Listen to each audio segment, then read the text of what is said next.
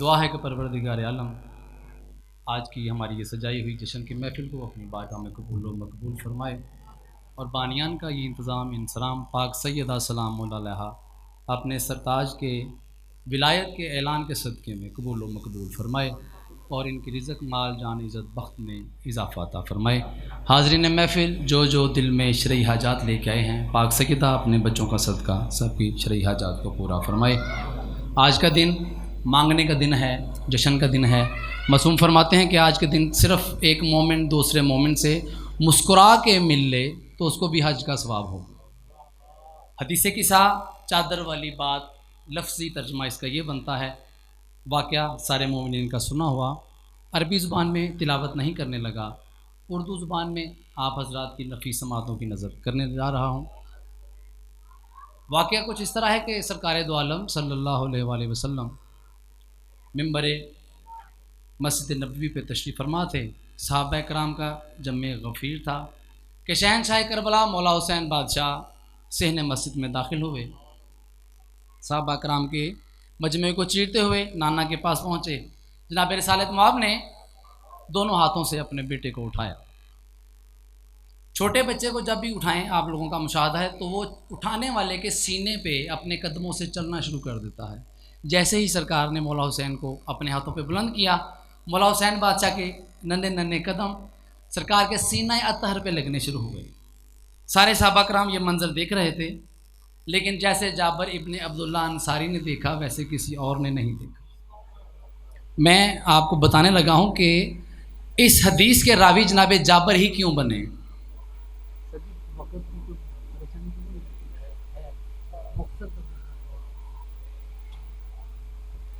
جناب جابر نے سوچا کہ جہاں پہ یہ قدم لگ رہے ہیں اب یہ واپس خاک پہ نہیں آنے چاہیے۔ تو جناب جابر نے کیا کیا، منبر کے سب سے آخری پائیدان کے پاس چہرہ آسمان کی طرف کر کے وہ لیٹ گئے۔ جیسے ہی مولا حسین بادشاہ اپنے نانا سے پیار کر کے نیچے اترے، مولا حسین بادشاہ کا پہلا قدم جناب جابر کی پیشانی پہ آیا۔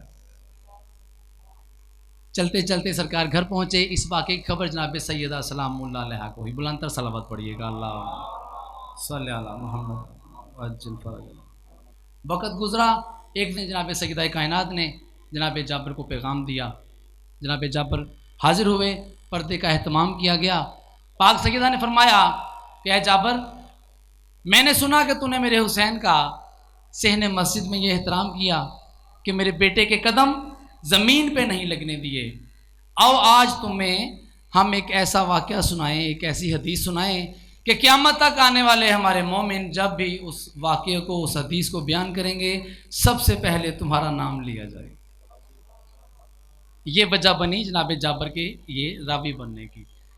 تو مباہلہ والے دن کی سچی نے آپ جابر کو ہے بتایا کہ ایک دن پیکر حیا میرے گھر بقا کا پیغام لایا، میرا ابی بھی میرا نبی بھی رسول حق میرے گھر میں آیا، میرے طہارت قدے پہ یکدم کیا تھا ابر کرب نے سایہ، اور زمانے سارے کے پیشوا نے سمجھ نساء کی امام مجھ کو، رحیم ہونٹوں کو دے کے جنبش کیا ادب سے سلام مجھ کو۔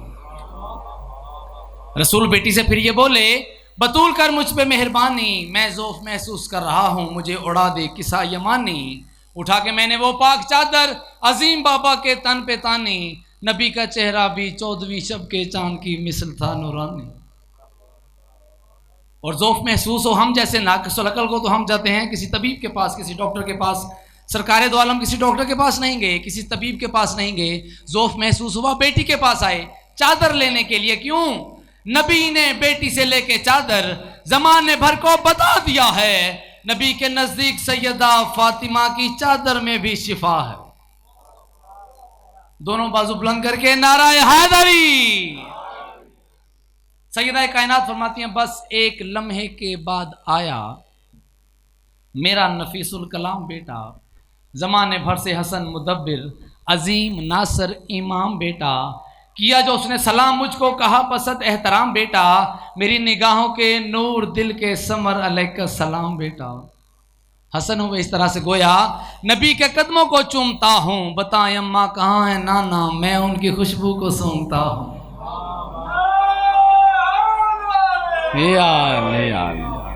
इंदियां शुमोइंदा के रायहतन तय्यबतन का ना रायहत जदी रसूलुल्लाह सल्लल्लाहु अलैहि वसल्लम। बताएं अम्मा कहाँ है नाना, मैं उनकी खुशबू को सूंघता हूँ।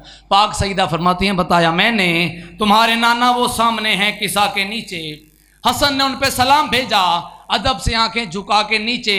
फिर उसने शाह उमम से पूछा, ये जिल्ले रब्बे उला के नीचे हजूर गर मुझको हो इजाज़त तो मैं भी आऊँ किसा के नीचे। रसूल बोले कि हौज़े कौसर के साहिब इख्तियार तुम हो, सलाम तुम पे ज़रूर आओ मेरे चमन में बहार तुम हो। खुशनूद ये मौला इमाम हसन मुज्तबा अलैहिस्सलाम, बुलंदतर सलावत पढ़िए। वाजिल फरज आल मोहम्मद। सैयदा आलमीन फरमाती हैं, हुई थी कुछ देर घर के अंदर, ज़मीन करबल का ज़हन आया, वो दिल का मेवा नज़र की ठंडक हसन का भाई हुसैन आया। वो दिल का मेवा नज़र की ठंडक हसन का भाई हुसैन आया। किया जो उसने सलाम मुझको मेरी तबीयत को चैन आया। दिया जवाब सलाम मैंने कि है मेरा नूरे ऐन आया। हुसैन बोले फिजा मुअत्तर है, लग रहा है यहाँ है नाना, इरम की खुशबुएं आ रही हैं, बताएं अम्मा कहाँ है नाना। पाक सईदा फरमाती हैं बताया मैंने, किसा के नीचे हसन है और अंबिया का माया। दरूद आले रसूल पढ़ के हुसैन नाना के पास आया, सलाम करके अदब से कदमों पे हाथ रखते हुए बताया, मेरा भी दिल है मुझे मुयस्सर हो आज नाना किसा का साया। रसूल हंसकर पिसर से बोले हमारी अजमत ज़रूर आओ, बरोज़े माशर करोगे उम्मत की तुम शिफात ज़रूर आओ।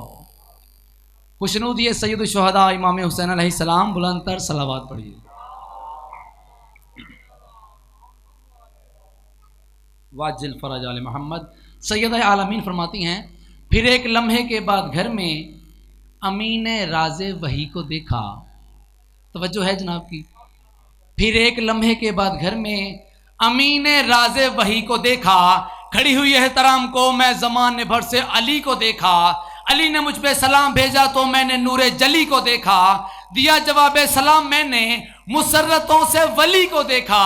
अली ये बोले मकाम में खुशबू बसी है, क्या मुस्तफ़ा मकी हैं, हमारा दिल हमसे कह रहा है तुम्हारे बाबा यहीं कहीं। पाक सईदा फरमाती हैं बताया मैंने, किसा के नीचे सजी हुई अंजुमन वहाँ है, हमारे जन्नत नज़ीर घर में बनी हुई एक अदन वहाँ है, और इसीलिए है फिजा मुअत्तर के नूरियों का चमन वहाँ है, हमारे बाबा हुसैन बेटा और उनके हमरा हसन वहाँ है। अली नबी के करीब जाके अदब से बोले सलाम आका, मेरा भी दिल है किसा के नीचे मुझे अता हो मकाम आका। अली से खैरुल बशर ये बोले मिजाज रहमत की ज़िंदगी हो, मेरे अलम को उठाने वाले उदास लम्हात में हंसी हो, शरीयत ज़र्फ़ का सहीफ़ा मेरे खलीफा अखी वसी हो, किसा में आने से कौन रोके तुम्हें कि तुम तो वली वली हो।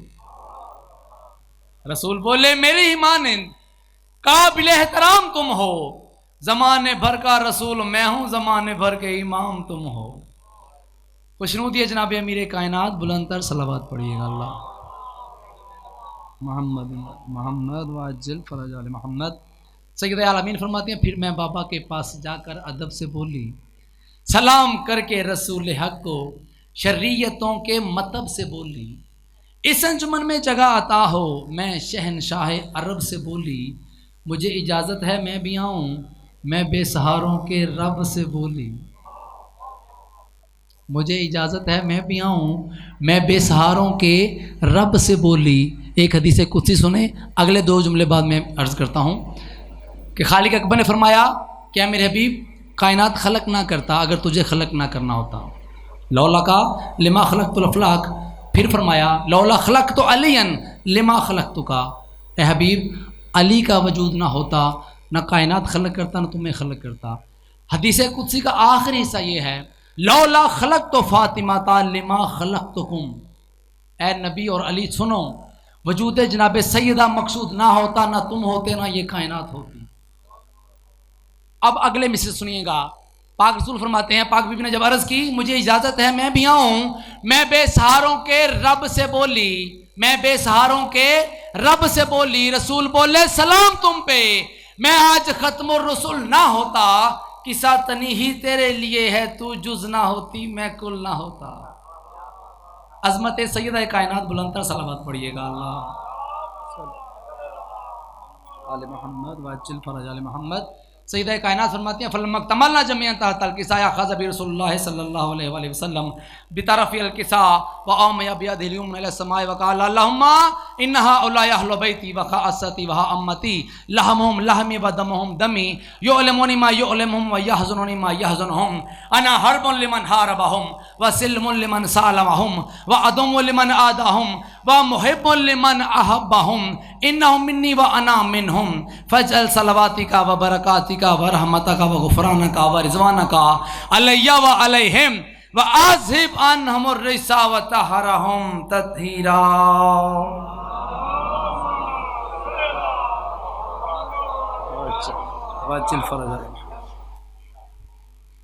بار دیگر بلندر صلوات پڑھیے گا اللہم صلی علی محمد محمد وعجل فرج آل محمد۔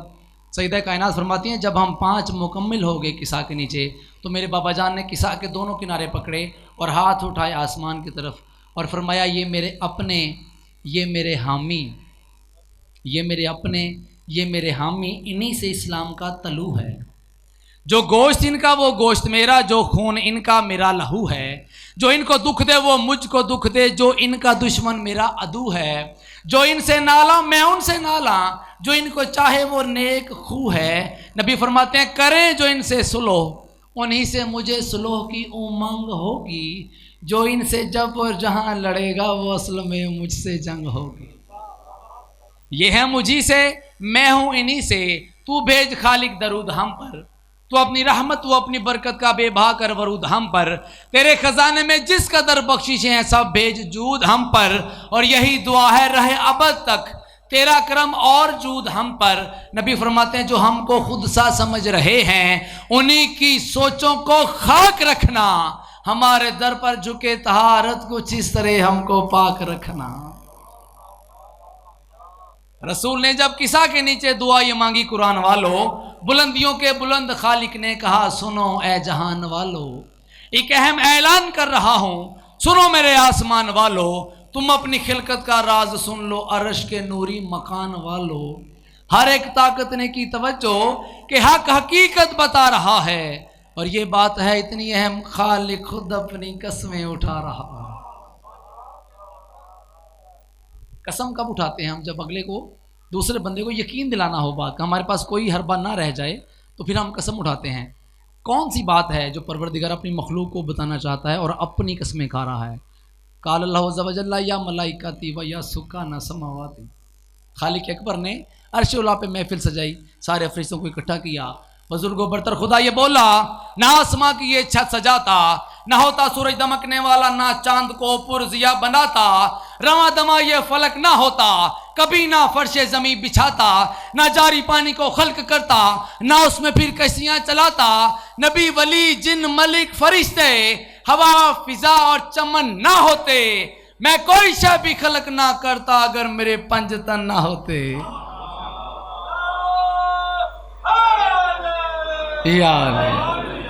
پوری طاقت سے اپنے آپ کو یہاں پہ حاضر جان کے نعرہ حیدری،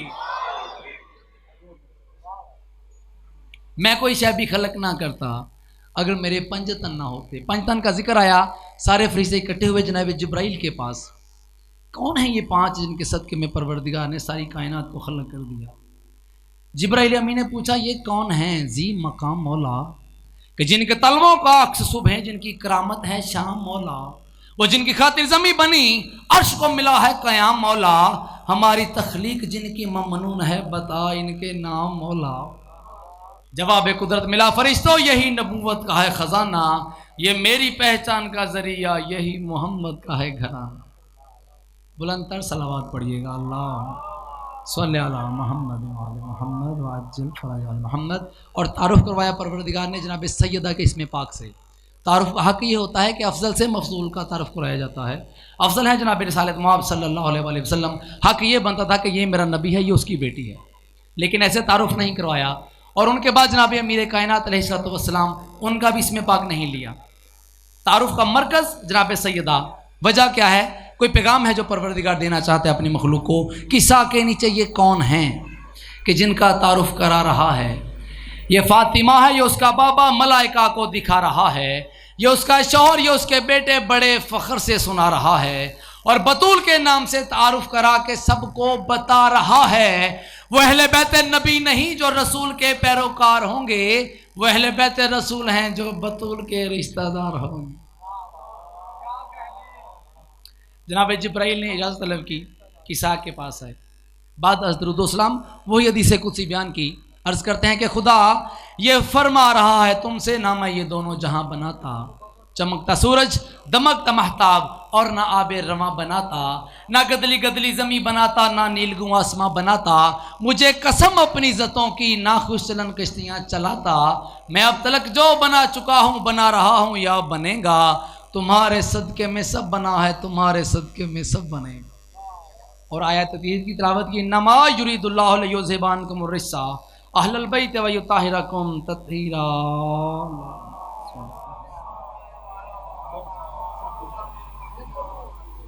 ایک منٹ، دو مسدس ہے اسی کی. سیدہ کائنات فرماتی ہیں قال علی لابی یا رسول اللہ صلی اللہ علیہ وآلہ وسلم اخبرنی مال جلوس ھذا تحت الکساء من الفضل عند اللہ. حضور آخر یہ نور کا انتظام کیا ہے؟ یہ پنجتن کی حسین محفل، یہ دل نشیں اہتمام کیا ہے؟ ذرا بتائیں کسا کے سائے میں بیٹھنے کا مقام کیا ہے؟ خدا کے نزدیک کیا فضیلت ہے اس کی اور احترام کیا ہے؟ رسول بولے قسم اسی کی مجھے ہے جس نے نبی بنایا، جو اس کو جب اور جہاں پڑھے گا اسی پہ ہوگا علم کا سایہ.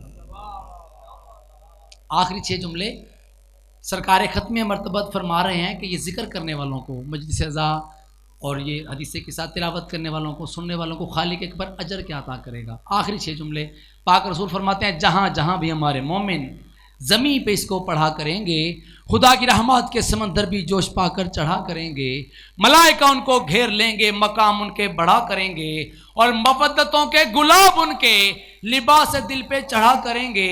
سلام ان کو فلک کے باسی اسی قصہ کے سبب کریں گے، اگر موالی خطا کریں گے فرشتے معافی طلب کریں گے.